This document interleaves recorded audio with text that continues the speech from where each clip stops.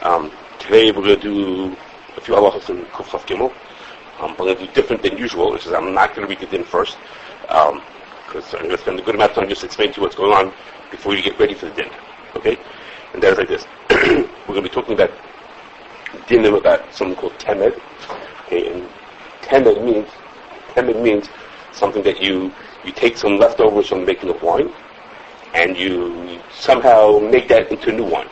Okay?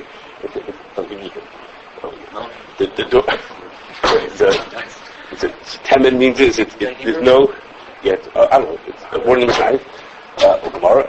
So you have this thing called Temed, which is, it's not regular wine. There's some leftovers, and we're going to see about exactly what they make it from. Some kind of leftovers that you manage to make it into a second round of making wine out of. The dinim, as you're going to see, at least to me, are very complicated. So first I'm going to talk to you, just to explain to you what the din is and where it comes from. And once we got through the din, then we'll have some practical applications, and hopefully we'll figure out, if I'm pronouncing that, what Piquette is. Okay.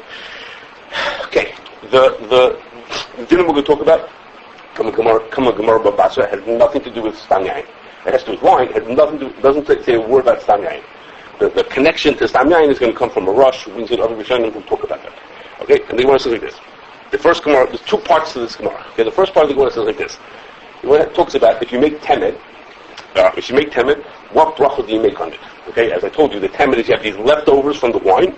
Okay, in the case of the Gemara, it's called shmarim. Shmarim means is after you empty a barrel out, after the wine's been here for a while, there's stuff that's left on the bottom of the barrel. So those shmarim, if you take those shmarim and you add water to it, and then you come up with this Temed, this like second wine that you get out of it. So the Gemara says, what bracha do you make hagafan and you make shachal? So the Gemara says like this. The Gemara says, there's a machlokes whether you make the shahakal or hagafan on it. That's a machlokes in the Gemara. The Gemara says, but you should know, look, there's only machlokes in a very specific case. If you put in 3 ounces, the Gemara doesn't use ounces, I'm going to use the word ounces, okay? You put in 3 ounces of water, and out comes 4 ounces of Temed comes out of it, then it's for sure wine. That's what you make hagafan on it. You put in 3 ounces, and out came 4 ounces, so... 7 ounces, No, now you have 4 ounces. You put in 3, and now you have 4. So now then you make hagafan. What happens if you put in 3 and you get out 3 and you get 3 ounces? You want to say shomit shahakol. Okay? You want to say this the machlokes. What happens if you put in 3 and you get out 3.5? Okay? If you put in 3 ounces of water and out comes out 3 ounces of this temed, this like sort of wine, you make shahakol. You put in 3 ounces of water and out comes out 4 ounces of temed, you make hagafan. What happens if you put in 3 ounces and put in 3.5? That's almost like this what you make on it. So now, but what's of course, I'm distracting you for a second. Machlokes is between 3 and 4? No, machlokes is the one that says 3.5. Okay, so what it means is, okay, which is very unclear. This is what the Gemara says. The Gemara says if it comes out more than 4 ounces, it's hagafan. If it's 3 ounces or less, then you make shahakal. I guess it can't be less. 3 ounces, you make shahakal. If it's 3.5. Then you make them up. Then it's a machlokes. Okay, the Gemara didn't tell you was what happens if there's a whole space between 3 and 4. You just told me it's only a machlokes if it's 3.5. Okay, well what's the thing if it's something not 3.5? Okay, so there's a machlokes not funny about that. Okay, the Shach says it like this. The Shach says the only machlokes is if it's exactly at 3.5. If it's anything more than 3.5, then the din is you make hagafan. And the Shach says this has to do with the din that stam yain is that wine is bata b'shisha. So if you think about it, if you put in 3 ounces of water and you get 3.5 ounces of come out, so it means there's 3 ounces of water, half an ounce of wine. That's bata b'shisha. That's bata b'shisha. It's 6 times. But if it's anything more than that, if it's 3.6. then it's going to not be bata b'shisha anymore, because now there's 0.6 ounces, so it's not bata b'shisha. That's how the Shach learns. Vinegar agrees to the Shach if we're talking about treif wine. If we're talking about treif wine, what? What's that? The machlokes is if it's whether it's bata b'shisha or not, because I'm not going to explain you that sheet. The other sheet has to do with that things actually more wine came out, there's more wine to be sucked out, and water was absorbed in. So there's really more wine than you think there is. It's not a half an ounce of water, there's really more ounce of wine. And Vinegar says, if this was treif wine, it would be true, but if it's kosher wine, then this is what the machlokes is. Okay, then the machlokes is all the way between 3.5 and 4. It has to do with the din, which is what the Gemara says, actually. The Gemara says that wine is usually diluted 3 to 1. So if you put in up to 4 ounces, that means there's 3 parts water and 1 part wine. Okay, this is not important for us, really. I'm only telling this to you. It's not important for what we talk about today. I'm telling you. What? You don't put 3.5 to 4 in machlokes? Yeah. What's the smart? Because it has this by only when it's by kosher wine. The smart is because if it's anything less than the regular dilution of 3 to 1, wine is supposed to be doing 3 to 1. If it's 3 to 1 dilution, then it's wine. If it's a drop more than 3 to 1 water, then it's bottle and it's not wine anymore. Okay? So this is not going to get this, except that I'm going to keep using the word 3 and 4. When I say 4, I mean this. Whatever the sheet is like. Correct. That's what Piquette learns, that it's only for the trade part of it. But if it would be kosher wine, then it goes by the rules of 3 to 1. If it's 3 to 1, fine. If it's not more than 3 to 1, then it's not. Okay. So the first part of the Gemara, back to really what we need is, first part of the Gemara was that it depends on if it's 4 ounces or there isn't 4 ounces. You put in 3 ounces of water and you get out 4 ounces, then it's hagafen. And if you put out less than that, if you get less than 4 ounces, then it's shahata. Okay, that's the first part of the Gemara. Again, nothing to do with Stanyayin yet. Okay, the second part of the Gemara says, they turn to Amud Aleph now. The Gemara says like this. The Gemara says, if you have Temed made again out of shmarim, okay, but the shmarim there was something restricted about them. They're truma or ma'aser or hekdesh. Okay, one of those kind of things. Something special din about those things. So does the Temed have that din? Does the wine that you make out of that have that same din as this truma or ma'aser, whatever it is? So the Gemara says like this. It depends how restricted the original thing was. As you see on the chart here, if it's ma'aser sheni d'mai, then all the Temed is mutter.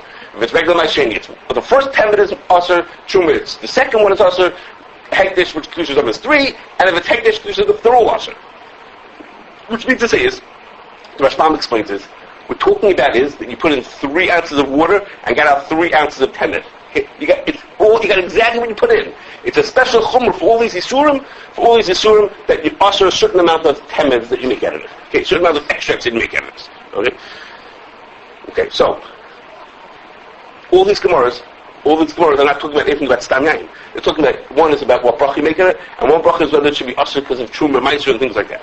Okay, so the Rosh then says, okay, what about for Stam Yain? For some reason we don't call it rules of bittul. I mean, we have rules of bittul for ma'aser and truma, right? It's a special chumrah that there's no bittul at all. Just you put in 3 ounces, it comes out 3 ounces. Okay, it's a special chumrah. Rashi says a chumrah drabanan, that for these things, once you get past ma'aser sheni shel d'mai, how many temets become us of this thing? So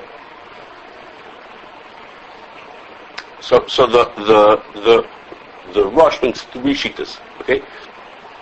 The first shita. Now, to make things, if you are already confused, of the 3 shittas, the first one's called Rabbi Avram Al Bezdin, and the second one's called the Ravid. Okay, it wasn't confusing enough. You couldn't have 2 different people that argued about it. It could have been the Ramban and the Raspberry. No. It was Rabbi Avram Al Bezdin and the Ravid. Okay. So Rabbi Avram Al Bezdin says, if you want to know what the din is when you make, okay, I'm sorry, I have to say one thing. Sorry, one thing. If you read the Rush, you would keep talking like I was. The Rush says that in his day, they didn't make Temed out of shmarim. Okay, until now, everything we heard now was Temed made out of shmarim. That's the stuff left at the bottom of the barrel.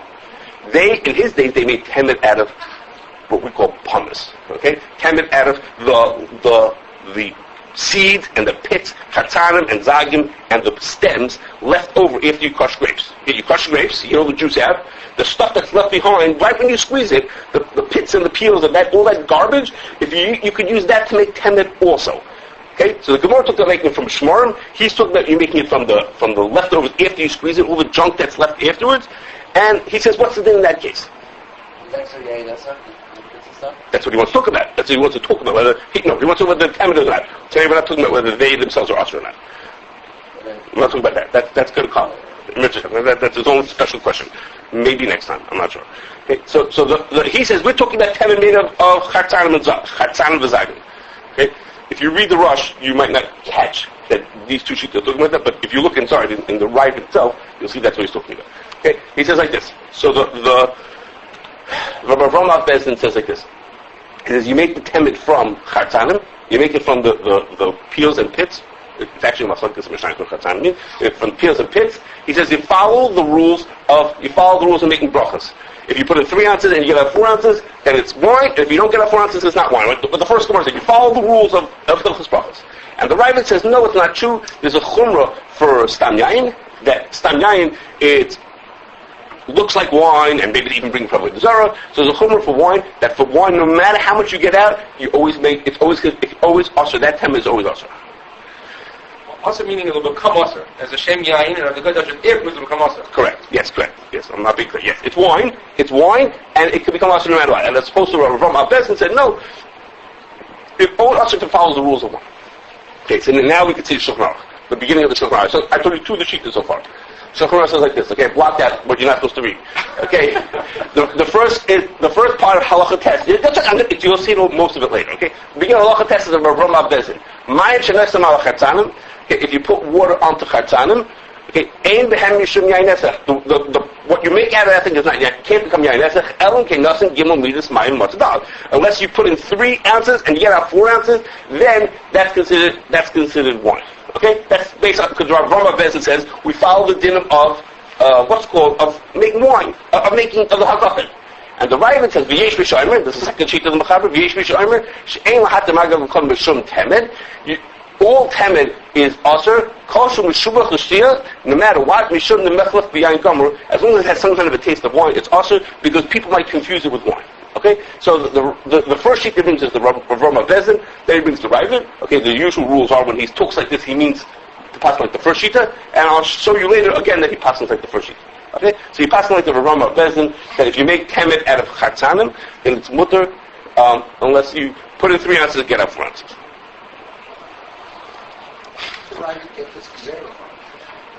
I don't know. It doesn't say. He just says. He says wine. People will confuse it. Yeah. He says people will confuse it. He says also. He says wine has to do with avodah zarah. Stami has to do with avodah zarah. He says who knows what they pour for avodah zarah? Maybe they pour temed for avodah zarah. So that's what the Ravid says. Okay, but we don't hold like that. We pass like the Rav Abbesin that it follows the rules of great brachos, and that's it. Okay. The third sheet in the rush is Rabbeinu Yonah. Rabbeinu Yonah is not talking about the same case that the first two talking about. Rabbeinu Yonah was talking about the case of the Gemara that they made temed out of shmarim, and he says like this. He says he doesn't buy what the Ravid says that no matter what it's usher. He doesn't accept that, but he says it depends. If you make it from kosher wine, if you made this temed from shmarim from kosher wine, then the din is the first temed is usher. And if you make it from treif wine, they're all usher.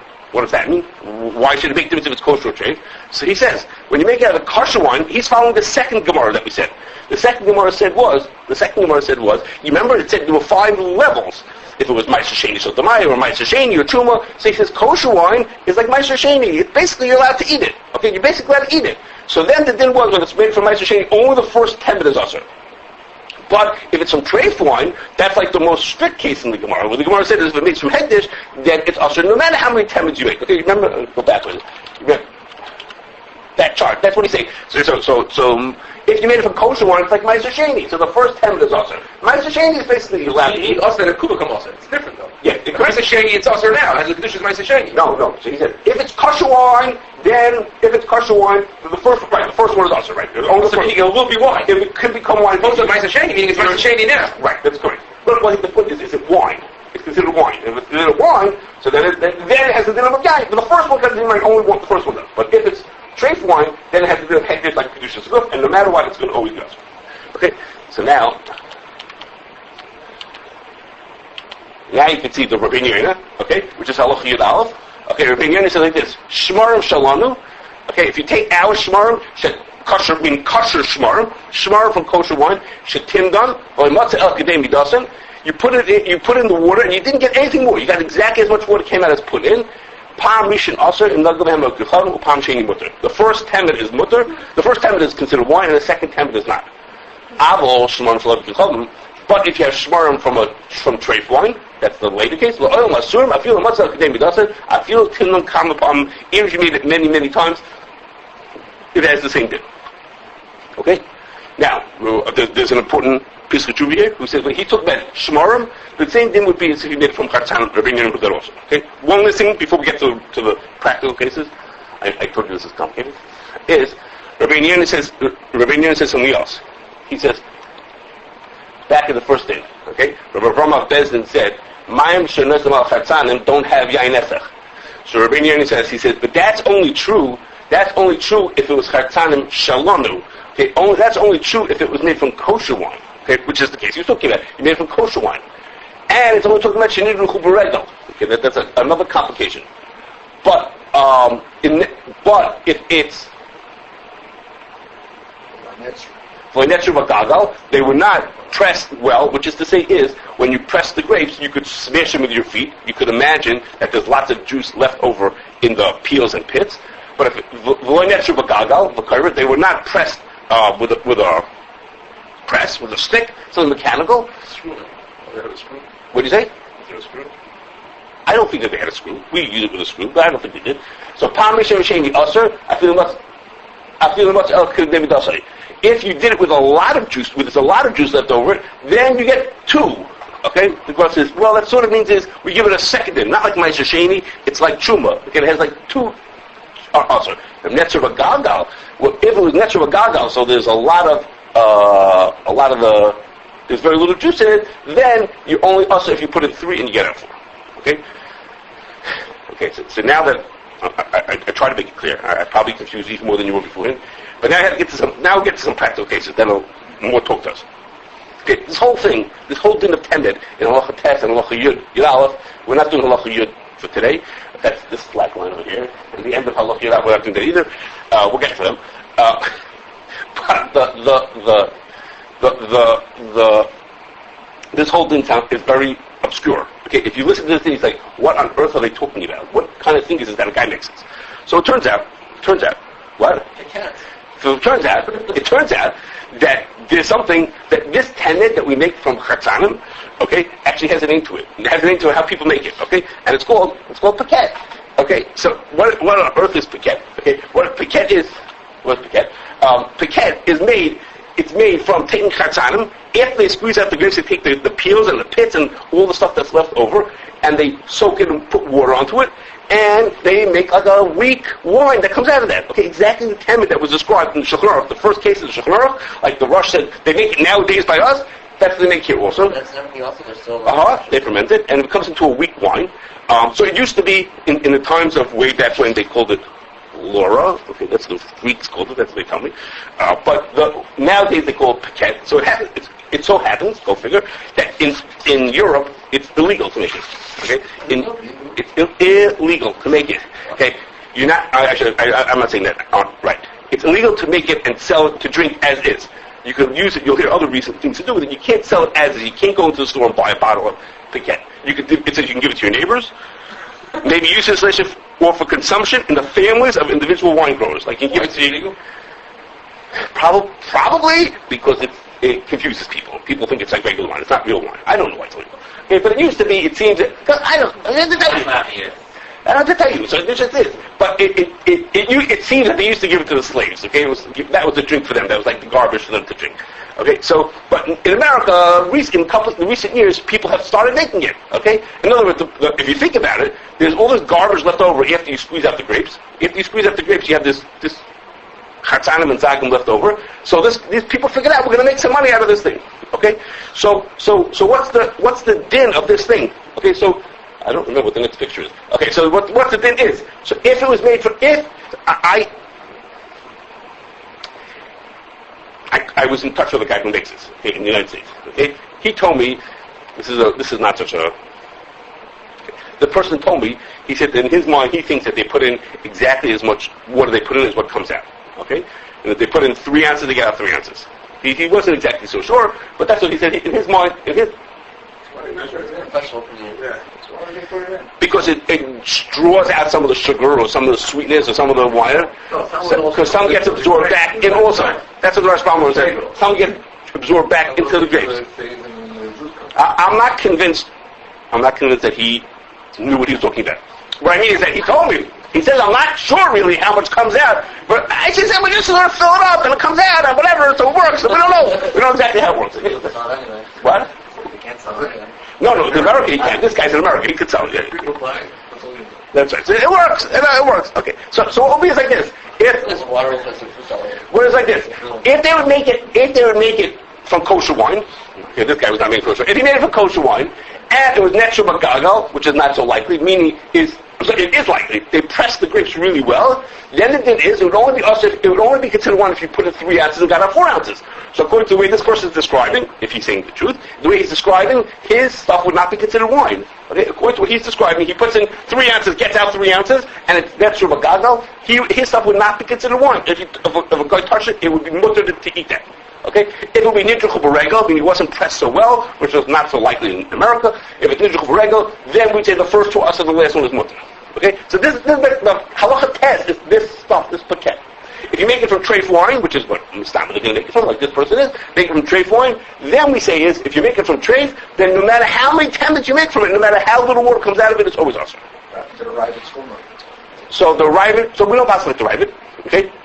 You know, I forgot to tell you that the halacha in Aleph, if you remember, Rabbeinu Yoina who said that depends if it's kosher or treif, does not hold like the Ravid. So the Shach points out, he says, the fact that in halacha in Aleph, the Mechaber just brings the Rabbeinu Yoina just like that, tells us that he doesn't pass like the Ravid in the first place. He only brings Yesh Amrim or Yesh Mishayim or something like that. Okay, we don't pass like this Ravid. Okay, that's what percent alcohol is Piquette? Like 4 or 5%. It's weak. It's very strong. How do you get so red? I have no idea. Maybe a code? Is there a possibility that because they're playing a mutant Piquette that they're not going to be crushing it? You think they themselves will be gentler on their original wine? Okay, that's not my impression, but it could be. Assuming he doesn't just buy the stuff. Right, I don't know. It's really theoretical. He's putting his water. He buys junk, and get it with some water. Again, the normal case for us is they made it from treif wine. And by treif wine, Rabbeinu said if you make it from treif, no matter how many temeds you make, no matter how little comes out from the shmarim, from the chatzanim, it's always awesome. Rabbeinu took by shmarim. The Piskei Tshuva says he took by chatzanim also. No matter what, it'll be awesome. Okay, that's the case. Olives are put in chemicals to extract it from the Therefore, what? How do you know it's chemicals? Okay, we're coming to. Okay, now there's another thing. Now, Piquette, you probably never heard of. Okay, most people, I never heard of it either till recently. Okay, but there's something else you may have heard of. Okay, and that's called Pomace brandy. It goes by other names, Mark or grappa. Grappa is maybe a name you may have heard of. Okay, what are those things? Okay, well, what are those things? That is, you take after you. No pictures. Sorry, this one I don't have a picture of. After you squeeze your grapes and you get your chatzanim and zagim left over, and the stems, all the stuff is left over. So there's still a certain amount of sugar and alcohol left behind. So then you want to get the alcohol out of those. Okay? This Piquette is to make a drink out of it. You want to drink it. But when you want grappa or Pomace brandy, it's the same thing. When you want to make those, you're trying to get the alcohol out of it. Okay? So then there's 2 ways to do it. It's the same thing in the end, but for 2 ways of doing it. Depends if you start with red wine or white wine. Okay? The nafkamina between red wine and white wine is, I've probably mentioned it already, it does have nothing to do with what color grapes you start with. It has to do with whether you let the chatzanim and zagim sit in the juice. If they sit in the juice while it's turning into wine, then a lot of color leaches out of them, and you get red wine. If it doesn't sit in the juice, you pull them out of the juice right away, then you get white wine. Okay, so if you're making red wine, then the chatzanim and zagim that are pulled out, the pomace that's pulled out, has alcohol in it. The stuff that comes out with it is already alcoholic. If you did it with white wine, then there's no alcohol yet. You pulled it out right away. But the long and short of it is that if you add water to these chatzanim and zagim, you make the temed, and then you distill it. You don't make it into a drink like the Piquette. That becomes a drink that you actually drink this low alcohol drink. You take this low alcohol drink and you keep distilling it till you get pure alcohol. Okay, and that's what in Europe, that's what you have to do with it. You can either distill it or sell it, give it to your neighbor. What alcohol is it? How much alcohol? Even if it just gets only 5% alcohol, but if you distill it, you're going to separate the alcohol out, leaving everything else behind. So you took this garbage, the chatzanim and zagim, which is garbage, and you pulled out a little bit of alcohol out of that. Then you, by distillation, you separate whatever little wine you can make out of it. You separate the alcohol out, and you're leaving the garbage behind. Okay, so you're getting a little bit out of it. Okay, that's called grappa or Pomace brandy. Okay, and that brings us to our last case. Okay, and that is like this. Okay, 30 years ago,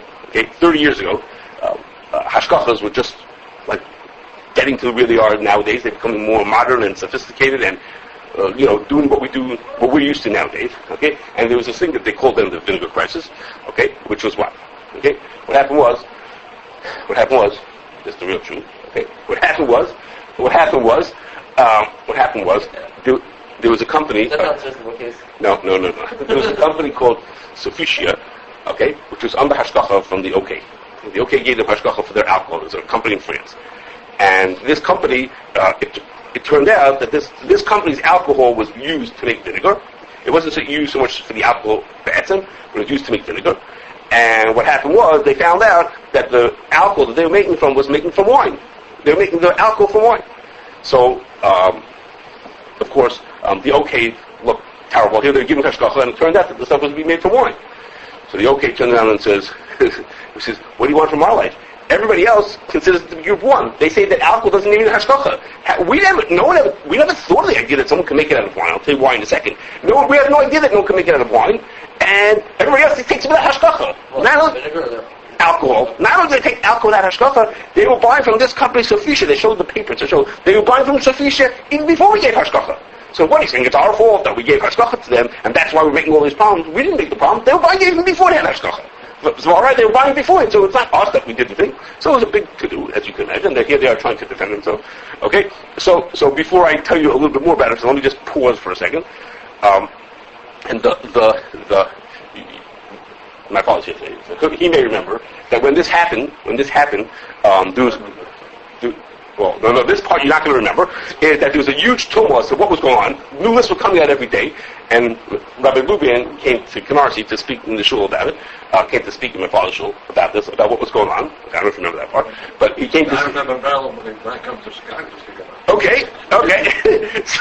So he came, and two big things came out that people sort of didn't realize. The first one was, they didn't realize how much hashgachas were interconnected. They thought that if I give hashgacha on potato chips, I know about everything that happened in it.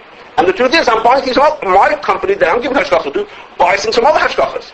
So particularly, the Hamisha were very embarrassed that here people were finding out that it came with a big hashgacha with all kinds of fancy Hebrew words, but the ingredients came from hashgachas the trefa hashgachas that we would need from, you know what I mean? So people found out that things were interconnected, that was one thing. And the second thing was that they found out, or the hashgachas realized that they had no idea which ingredients went into which products. Okay? First, that sounds so strange. But the mashgiach went in, he made sure everything was kosher, and everything was fine. But there was no centralized person who knew which ingredients went into which things. Each mashgiach went to his place, and he took care of it to make sure it was okay. So when they found out that Sofia's alcohol was no good, and their vinegar was no good, they couldn't figure out for the life of them who was using it. Okay? And that's why every day a new list would come out. Every time, this one's okay, no, it's not okay, back and forth. And that pushed the hashgachas to where we are today, where they began computers, and databases, and all kinds of things, and many of us hashgachas have formulas, so if we would find out that someone's vinegar is no good, we could basically pretty quickly find out which of the products are using it, and then which products are therefore no good. That's what the idea of centralizing things and computerizing stuff. Okay, anyway, back to where we were. So the OK was saying was, everybody considered group one didn't need hashgacha, because, and they were right in the alcohol as well.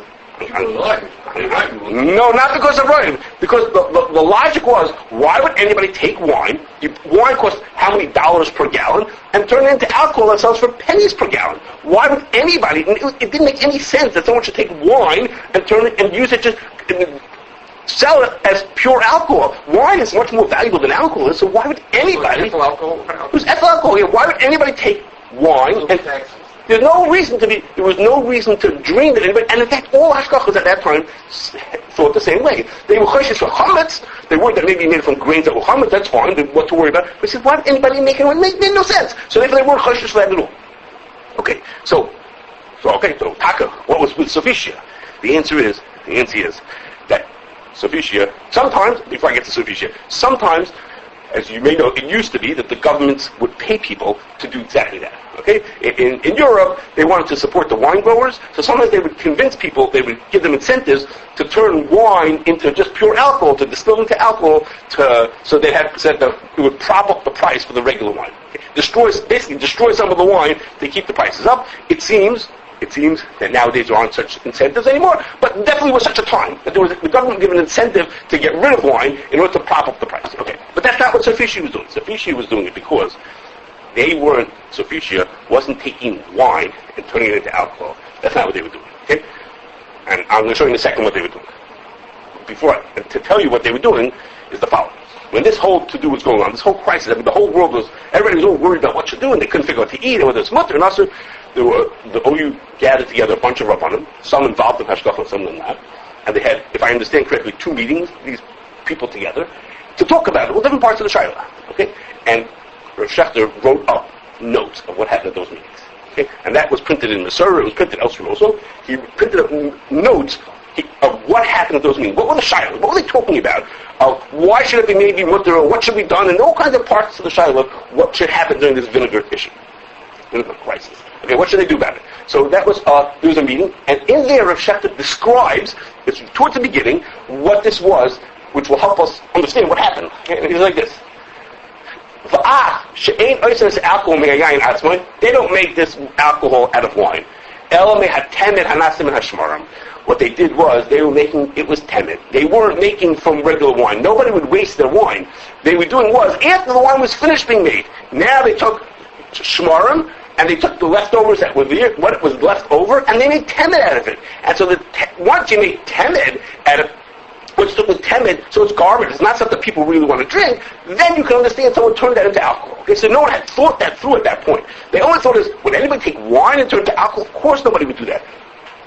It doesn't make sense to do that. But to temed, you would do, okay? And you pour water on the shmarim many times, and then you go on to talk about it, what I'm going to tell you in a second, a shayla about that, okay? The same water over. No, they put water, one water, and another water, and another water, and another water. They keep trying to extract whatever they can, anything out of the...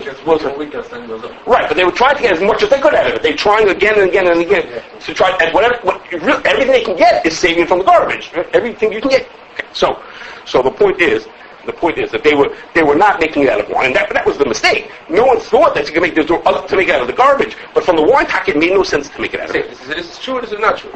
This is what happened. This is what Sufisha was doing. This is his description of what they were doing. In his writing about the meetings they were having, the ones that started them had to do with this thing. Okay, so let's think about what happened. Now we just learned the din of temed. Okay, what's the din of the temed? So if you would had they been making this on kosher wine, we could talk about the details of should it be. Should it be, you have to get 4 out of 3, should it be the first or the second one? But of course, Sufisha was making it out of treif wine. Okay, so we saw, the Rabbeinu said, that and halacha yidalef, that if you make it out of treif wine, and it's maroon with an halacha festival, so if you make it out of treif wine, it doesn't make any difference how many tendons you make out of it. As many extracts that you make out of the thing, it always stays awesome. Okay? So this side to say that the fact that it was made out of temed, which they consider, maybe it's made out of temed, maybe that should make it okay. The answer is, since Sufisha was making it out of treif wine, and since they were making it from wine that started off as yain nesef, doesn't make difference how many temeds you make, they all hold on to that din, no matter what. It's a good rabbanon, but they hold on to that din. Okay? Now, when Rabbi Shechter said shmarim, I have a feeling that was a mistake, okay? Because we don't know of any modern way of getting temed out of shmarim, and we do know how to make temed out of chartanim and zagim. And people who wrote about it afterwards said that really he said what happened was they were making Pomace wine. I did not answer Rabbi Shechter. He's not going to remember from 30 years ago whether the word shmarim was dafka or not dafka. It doesn't make a difference for the din. For the din, it doesn't make a difference. Because all of it, if it comes from regard, it doesn't make a difference. It's also. I have a feeling that the word shmarim was la dafka. Really, it's made from chartanim and zagim, which is how, again, other people, the pickle book and other people have described it, that they made it out of, it was chartanim and zagim. Okay, so now at least we heard some practical application of these very unusual dinim. In Mitzvah Hashem, I'm not sure if it's going to be next time, or I'm going to wait for halacha yidalef. There's some other pieces to go out, especially from halacha yud, quite a practical application.